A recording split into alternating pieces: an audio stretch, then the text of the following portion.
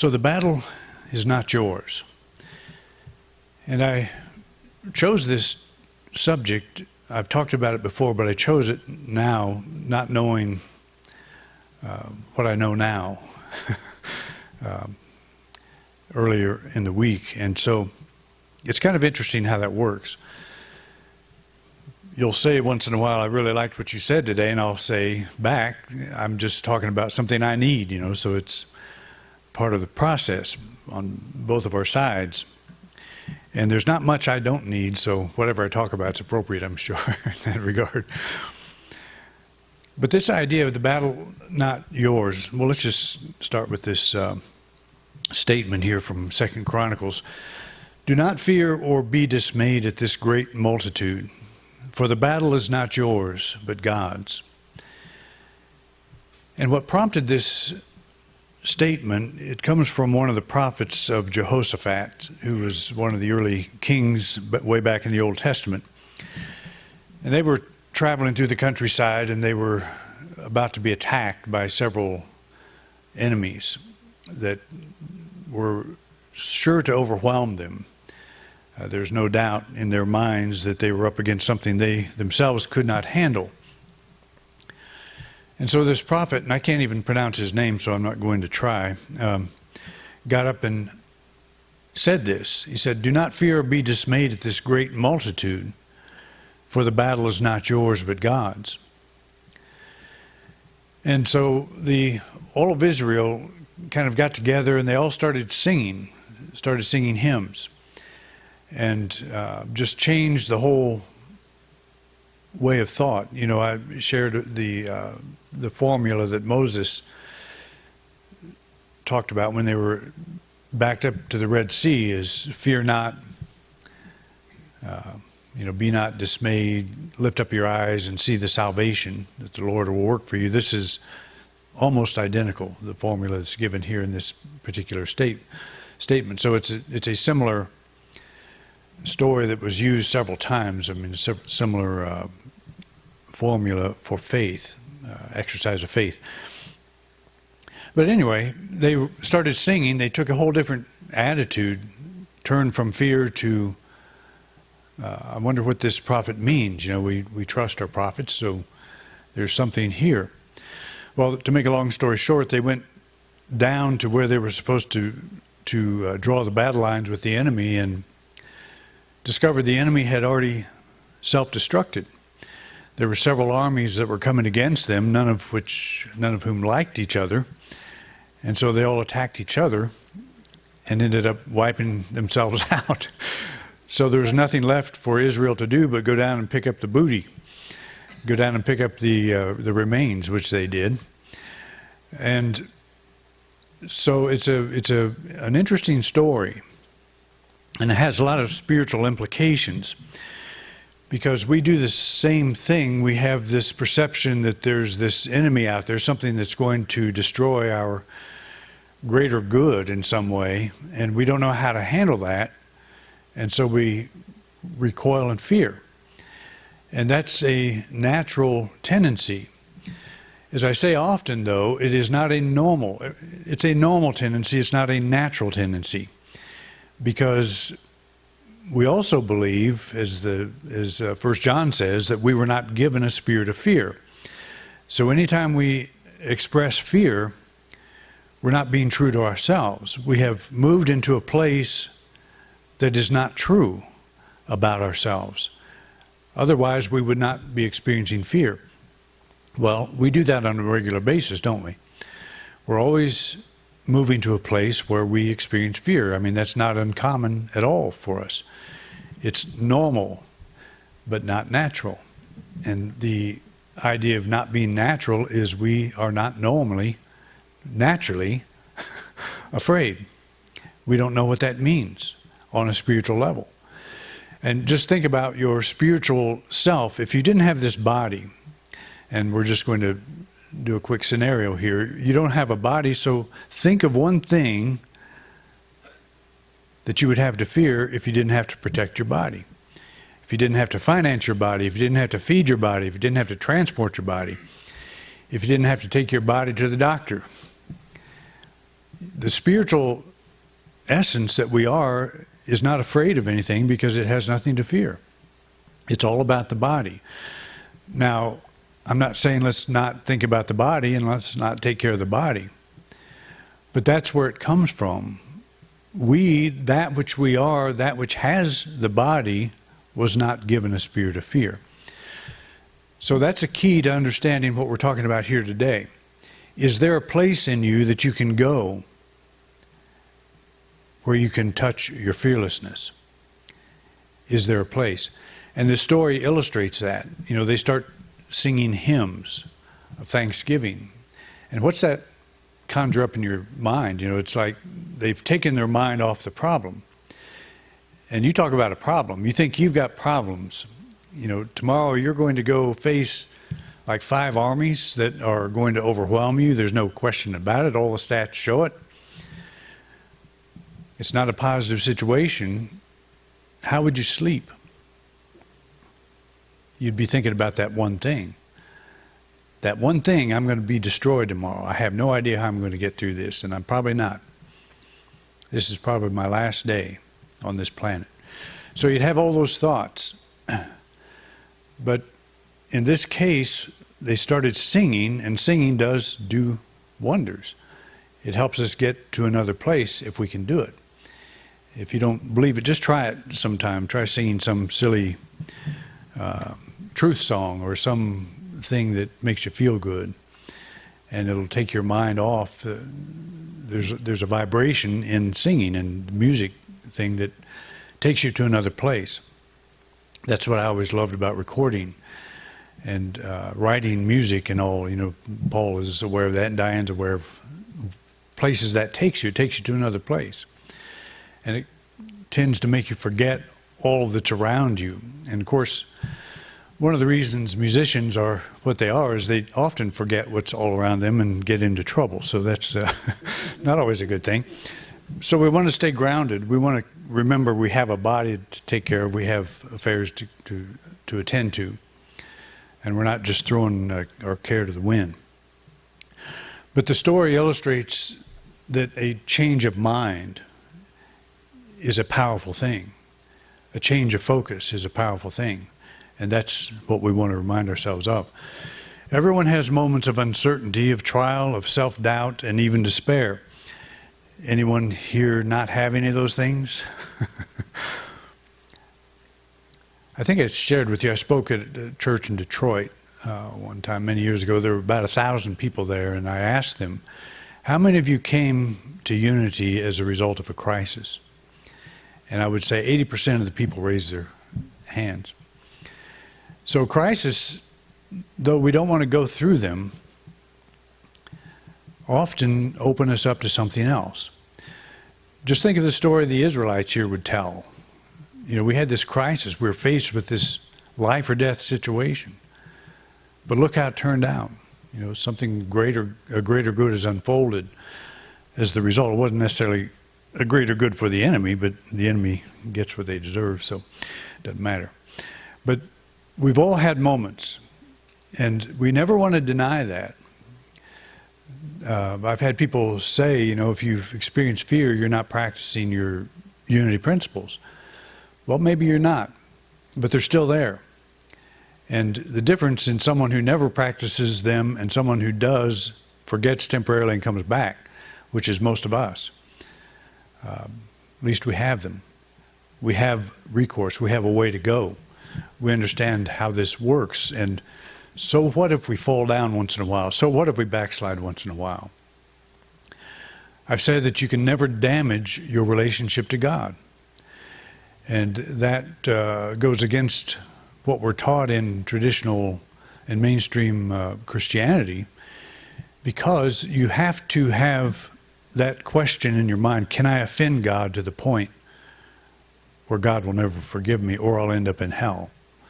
And the answer to that question from that perspective is yes, you could. So walk the straight and narrow. You know, stay on this path, stay in this way. But what if you said, it doesn't matter how far I go, no matter how much I forget, no matter how scarlet my sins are, as I think Psalmist said, you're still okay. God is still love. God is still changeless presence of life and love and intelligence and power, all waiting for us to recognize it. What if we knew there was no way we could offend God in a way that permanently, totally damaged our relationship to God? We can think we damaged it, and that's just as destructive as actually damaging it. Because you think you've done something wrong, you're going to beat yourself up for that. So it is a freeing thought to realize that the strength we seem to draw from others is really a process of opening our minds to our own deeper resource. And where this comes from, as I said, we will often consult other people to get our strength back. If we're going through something we don't quite understand, it helps to talk to somebody. And why does it help to talk to somebody? It helps to talk to them because they will help us remember who we are. When you talk things out, you get back in touch with your strength, your center of power. You move back to your center of power. And it's good sometimes to be able to do that, to talk to somebody else.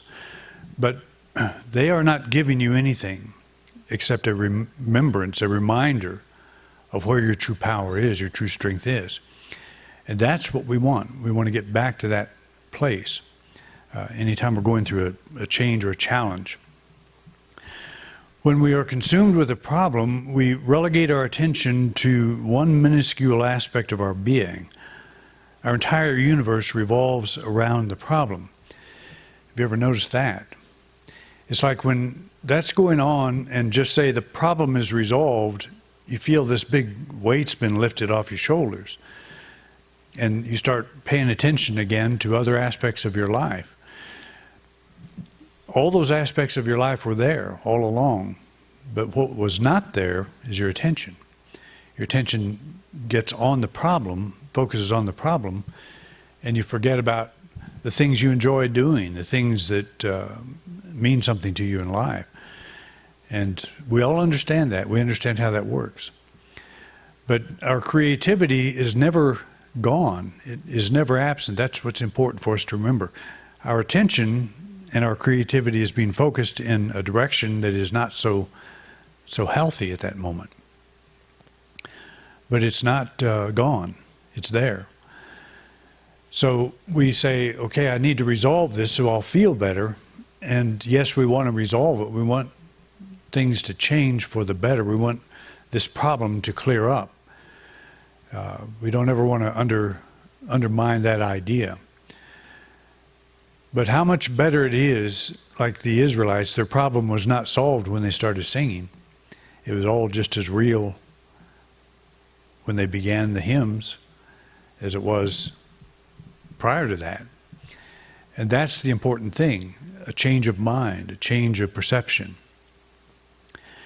And I don't imagine any of them even imagined what the actual solution was, how it would play out. How could you even know that? So they found that it did, that the battle was not theirs, that there was something working through that. And you can get into all this head stuff about, well, is God not for those people too? And this and that. Well, let's just take the story at face value and not get into the weeds on it. Because that's the idea, is who's your enemy? Who's the problem? What's the problem? What are you going through? What's that thing that's out there ready to destroy you or destroy your peace or destroy something you value? What is it? So is God not involved in that as well? And you say, yes, God is involved in that and is resolving that, is working through me now to somehow resolve that. I said last week that it always works for the highest good of everyone involved. We may not see how that works. And for another person involved, it may seem like something's been lost, something's been taken. But they may take a few more steps down the road and find that there's a reason why that happened the way it did. And it's better than if it hadn't happened. Some things we don't know. We just walk in faith. I think it was Wayne Dyer that was saying, you get held up at a traffic light, or somebody's up there at the stop sign, in the road, holding you up, and you're in a hurry. Well, maybe if you had gone when you thought you should, maybe you would have been broadsided by another car. Something would have happened. You would have been in the wrong place at the wrong time. Maybe that person holding that sign saved your life. And we don't know. It's a way to think about it. We just don't know. So we start singing. We start singing hymns. We start changing our thinking. I don't know how this is going to be resolved, but that's not my problem. The resolution will unfold as I move forward, and I do so singing. And that, is quite an art to get to that state of mind, guaranteed. But can we do it? Yes, we can. And we may have to pull ourselves back several times. Even after the songs are over, do you think all the Israelites slept well that night? I imagine that they kept waking up wondering. It was fun to sing Kumbaya, but we don't know what's going to happen. There's nothing that can sever your connection with God, your limitless source of energy and inspiration, that lifts you out of even the apparently tightest corners. You ever been in a tight corner? Anybody here?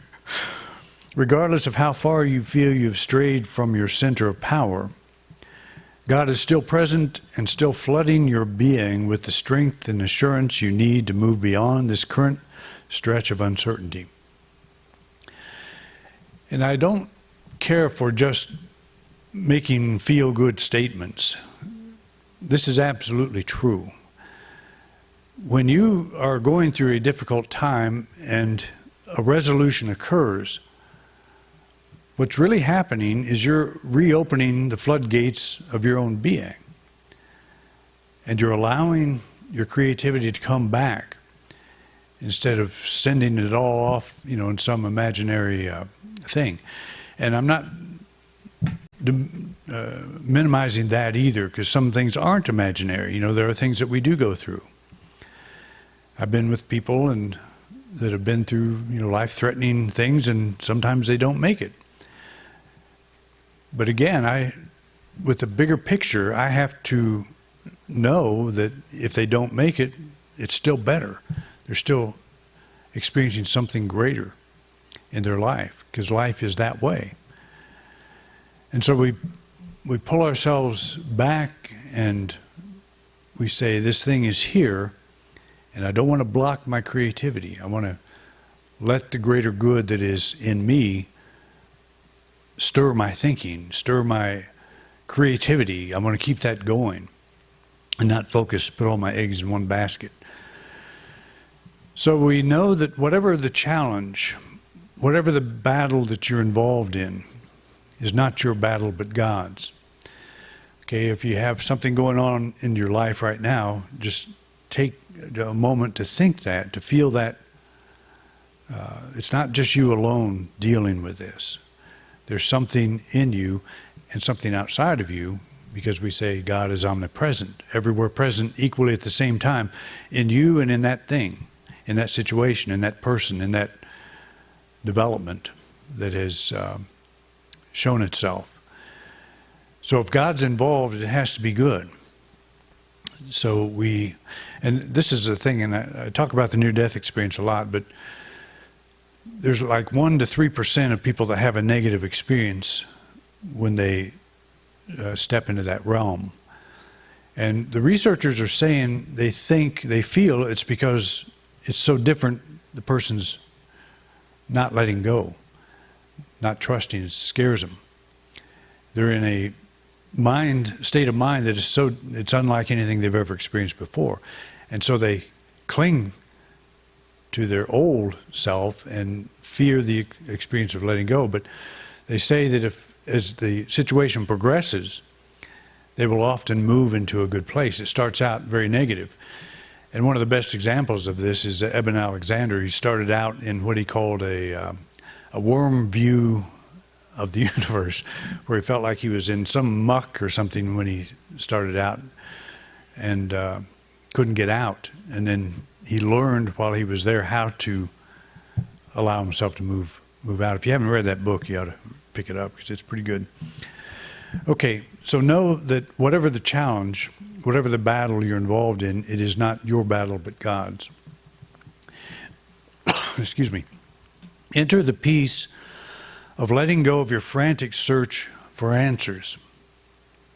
That's the idea of the Israelites beginning to sing hymns, taking their mind off of the problem and putting it on something else. So is that possible? Is it possible for the problem that you have right now? Yes, it is possible. I've done it many times myself, enough to know that it's possible in nearly any situation, probably every situation. But it's remembering. It's remembering. It's not pretend like it's not there. That's not it at all. It's accept that it is there, but greater good is unfolding through it. Trust that the answers you need are now forthcoming. That's a living and walking in faith. It's a knowing that it's all unfolding in divine order. It's a good thing. Turn from the apparent adversity and let new strength and courage rise from the core of your being. And that comes, of course, in the letting go. But if you can prove to yourself that you can make this change while you're in the midst, while the enemy's still over that next hill and you don't know what they're doing, you don't know anything about it, that you can get to the point where you can be at peace. That's really when we're making spiritual progress. When you can have the problem be in that world but not of it. You know, that's a big step. But those problems are always going to be there. There's always going to be something. Did you ever think if I get old enough, I'll never have any more problems? It doesn't quite work that way. So they still come, but the principles are still there, still waiting for us. Okay? All right, let's just hold this whole thing in the very highest thought and know that we're taking our steps, that this battle is not ours, that greater good is unfolding through everybody involved. All right, thanks for coming out. 3, 4.